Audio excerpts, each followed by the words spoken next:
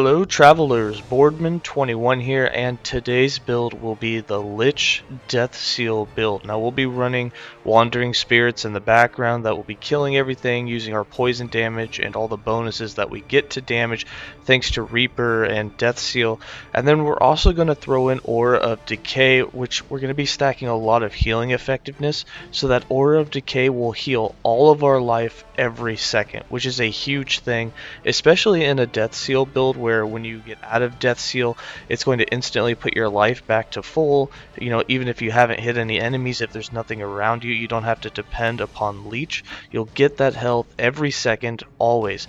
Now, there is also some snapshotting that's going on, which I don't normally like to play snapshotted builds, because snapshotting is something that's definitely going to go away in the future, and it can basically be considered a bug. However, I wanted to show how powerful this build really is with snapshotting and even without snapshotting. So again, you can play this build without snapshotting things. However, if you do decide that you want to try the snapshotting, you can do it with just the idols, and it's going to be very, very potent. In fact, in this build that we'll show here, even with just mediocre gear, you can snapshot and get 3,000 life back every second, which is the equivalent of health regenning 3,000 life per second, which is just astronomically overpowered, especially for a class that can leech a lot of damage and deal a lot of damage at the same time, because you'll be leeching the damage that the Wandering Spirits do and that your Death Seal does. So let's go ahead and get into the skills and explain exactly how it works.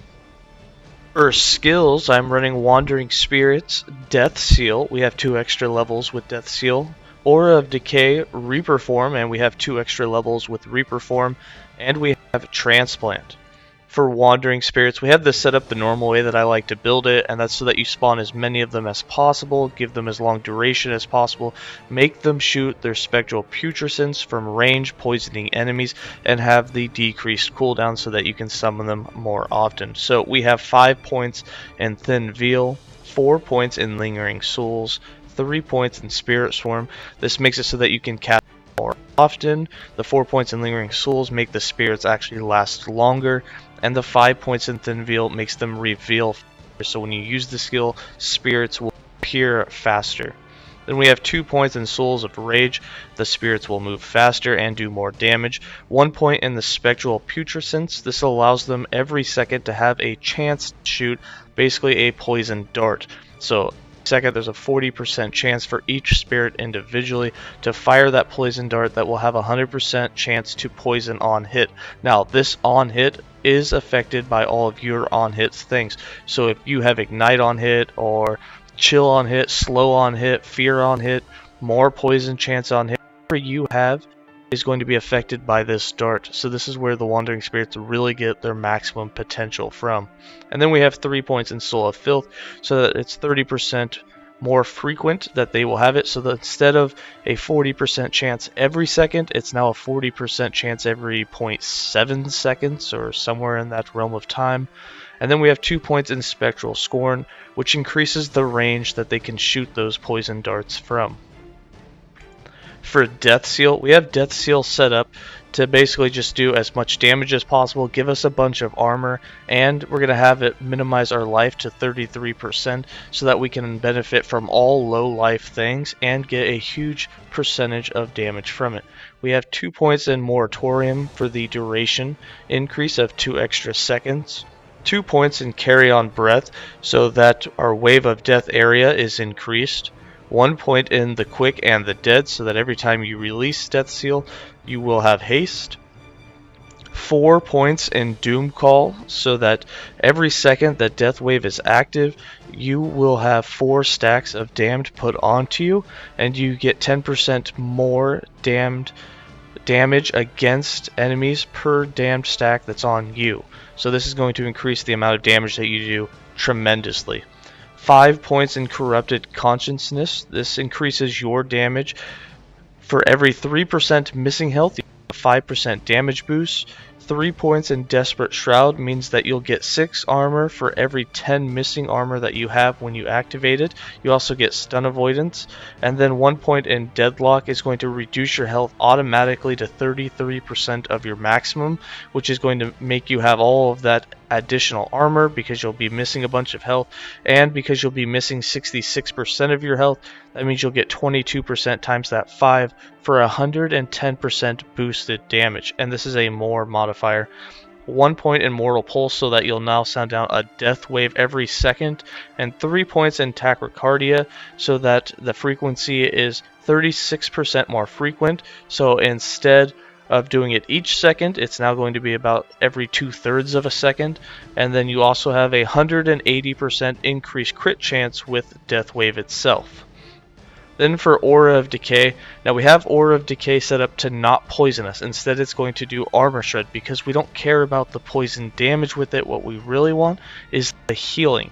So we have 4 points in Absence of Life, which means that you are going to heal 12% of your missing health every second. So that's not very much. It means that if you're missing all of your life, which right now we're running 2100 life on this build, it means that you would heal 12% of that back, which is only about 150 HP. It's really not that much. Now the big thing, the most important factor, is this is actually affected by healing effectiveness, which means that if you can get enough healing effectiveness, you can raise this up to 100% of your missing health is healed every second, and that's exactly what we're going to do in this build. So with 794% healing effectiveness, which thanks to Stormquake, who made me aware that this is even possible, he also gave me that number. 794% healing effectiveness is the number you want to shoot for. At that point, you will heal 100% of all of your missing life every second. So it doesn't matter whether you're missing 30% of your life or 99% of your life. Every second, you're going to be healed back up to full, which is a huge deal. Then we have 3 points in Chill to the Bone, 1 point in Putrid Bombs, 4 points in Undertow, 3 points in Corrosive Aura, 1 point in Decryptify, and 4 points in Plague Rat. For Reaper form, I have 1 point in Ghastly Flow, 4 points in Reaper's Curse, 4 points in Death's Door, 3 points in Mistress of Decay, 4 points in Harbinger of Blood, 1 point in Reaper's Ascendance, 4 points in Soul Shroud so that you gain 4 armor per point of intelligence while you're in Reaper form. This will equate to about 280 flat armor for you, or more depending on how you gear, but you can get 54 points of intelligence just from passives alone, so it's very easy to get a lot of intelligence, and you can easily get to the 75 points that we'll need in order to get not only this, but also max out our necrotic and poison resistance while in Reaper form with 1 point in Vile Shroud. Transplant, I have 1 point in Acolyte's Fervor, 3 points in Dance of Blood. Even though we're not using Rip Blood, it's still nice to get just a little bit of extra life. 1 point in Reign of Blood, 3 points in Depravity, 3 points in Bone Armor, 2 points in Plated Bone, 3 points in Apostasy, 1 point in Simulacrum, that's totally wrong, 1 point in Purgatory, and 2 points in Ivory Court. Then for passives, I have 20 points in the base Acolyte class, with 7 points in Blood Aura, 5 points in Blood Pact, and 8 points in Forbidden Knowledge for that 8 intelligence. I have 91 points in the Lich, our mastered class, with 8 points in Survival of the Cruel, 8 points in Dance with Death, 8 points in Crippling Insight, 5 points in Grasp of Fate, 8 points in Unclosing Wounds, 8 points in Apocrypha, 7 points in 3 Plagues, 10 points in Necrotic Energy, 4 points in Deathbringer, 5 points in Clairvoyant Insight, 5 points in Ageless Ascetic, 5 points in Soul Maul, and 10 points in Mind over Body. Items, titles. So there's going to be 2 ways to build this. We have the non-snapshotted version, in which everything we're wearing right now is exactly how the build would work. You would have just over 2,000 health, and you'd have about 660 to 700% healing effectiveness when you're in Reaper form. So we have idols that give us healing effectiveness. They also give us increased physical spell critical strike chance. Now remember that your Death Seal is a spell, but it's not physical, so that doesn't even help you, so don't think that it will. We also have increased minion cooldown with healing effectiveness, but the point is you just want 4 idols that have healing effectiveness on them, because those are going to be what helps you, because the healing effectiveness is what determines how much health that you're going to get back. Now with that, we also are wearing one unique. We have Eteros Path, and that's for the healing effectiveness that comes on these. And then for our crafted gear, we have a 2-handed staff for that necrotic damage. All that after spell damage is going to make Death Seal hit really, really hard. We have necrotic damage, spell critical strike chance, chill on hit, and slow on hit. For our chest, we have intelligence +2 to Reaper form, which is the main thing you're after. Then we have increased health and increased armor. We have a profane mask for the increased spell damage on it. We have +2 to Death Seal. Then we have increased necrotic damage while transformed. We have increased health and flat health. The level 5 affixes that you want for the +2 Death Seal is going to be the #1 thing to go after. The rest of them you can have tier 1, tier 2, it doesn't matter. Just make sure you have tier 5 Death Seal for those 2 extra points, because you get a lot more benefit out of that.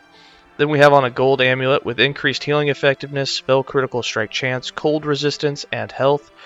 We have on 2 gold rings. The right one will have int, healing effectiveness, physical resistance, and flat health. The left one has int, healing effectiveness, void resistance, and health. Our bronze belt has necrotic damage, poison damage, increased health, and hybrid health. For our gloves, we have the Crusader gauntlets for that void resistance. We have intelligence, critical strike chance, hybrid health, and flat health. Then of course Eteros Path boots. And then we have for the relic the decaying homunculus, which has necrotic damage and minion necrotic damage. We have on it healing effectiveness, spell critical strike chance, health, and physical resistance. And at this point, whenever you heal, if you go to your character sheet, you'll see that we're almost capped on resistances. Remember, we have 68 points of intelligence with this build, so you'll get 68% more poison and necrotic once you go in Reaper form, which you'll be in whenever you're in battle. That's the point. So you'll have almost capped resistances, you'll gain a bunch of armor, and then the main thing is you'll have that 2,000 life, and you'll have 620 plus another 40% that you get inside of Reaper form, so you'll have 668% healing effectiveness. So right now this build is completely playable the way it is. So if I were to activate my Aura of Decay, you'll notice instantly my life is going to jump up. Boom, you have full life. Every second you're going to be being healed for almost 100% of your healing effectiveness, or 100% of your maximum health. So you can see that dying is very, very hard. Then when you go inside of Reaper form, you're going to be able to regenerate all of that lost health. And remember, this is just standing in place. We don't actually have, death wave going off. We're not hitting anything. So you're going to have Leech on top of this, and that's what's going to increase your survivability by a lot. Now here's where you take it to the next level. So if I deactivate my Aura of Decay, we're going to lose all of that health. Now this is where snapshotting comes in. Now at this point, you can activate Aura of Decay. As soon as you activate it, it keeps whatever stats you have. So right now it's going to activate with our healing effectiveness. Now what you can do is you can stack all your healing effectiveness, and I have a shield here that dropped that has a bunch, so this is what's going to give us a whole bunch more. I can throw this on, and once I throw that on, I can then activate Aura of Decay. So just the same as we did, except now we don't have that. And then I can throw my weapon back on, and that healing effectiveness is still going to play part. So we're being healed for 100% of our right now. And you can actually take your idols off. If you take your idols off, you lose the healing effectiveness, but not with Aura of Decay, because Aura of Decay is already activated. So as long as you don't die or turn off Aura of Decay, which it will never automatically turn off, you'll have to actually hit the button to turn it off. As long as you don't do that, it's activated. And then what you can do is put on health idols. So instead, I can actually put on health idols while keeping that 100% healing of my maximum health, and we'll be able to stack a lot more health. We'll go from 2,000 to 3,000. And then I can put on a pair of crafted boots instead of Eteros Blessing. And then when I do that, now we can heal all of our life every second. It doesn't matter whether we have 0 life or if we have 2,500. All of it will be healed each second. And that's it. That's all you do. Now you've officially snapshotted, so you can continue to play the build, and you don't, it doesn't matter whether you change zones, it doesn't matter what you do. At this point, unless you die or unless you turn off Aura of Decay yourself, it's going to keep the stats that it has right now. And at this point, I can activate my Wandering Spirits. I'll put them on autocast. I'll put my Reap on autocast, and then you just run around. You let your Wandering Spirits kill everything. You can transplant as you need to, and then you can activate your Death Seal, which I don't know why, but for some reason around the training dummy, I'm only have 30% of my max health, but the leech and the healing for some reason is keeping it full. But if I activate it, there we go, not activated the same.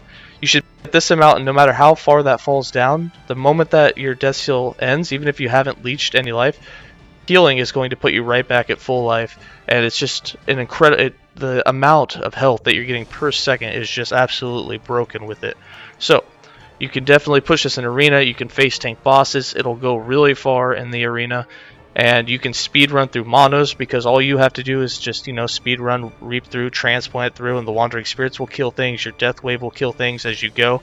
And it's a super fast build. It does all three of the things you're going to do: speed running, boss killing, and arena pushing. So that's how it works. Again, I don't want to push snapshotting. I just wanted to show the interaction of how it works, and it is really, really powerful. Again, this build will work even if you don't snapshot. It's still really powerful. Snapshotting just takes it to a whole nother level, kind of like the Spriggan Werrigan can if you do it on that. Alright, let's go ahead and get into some gameplay.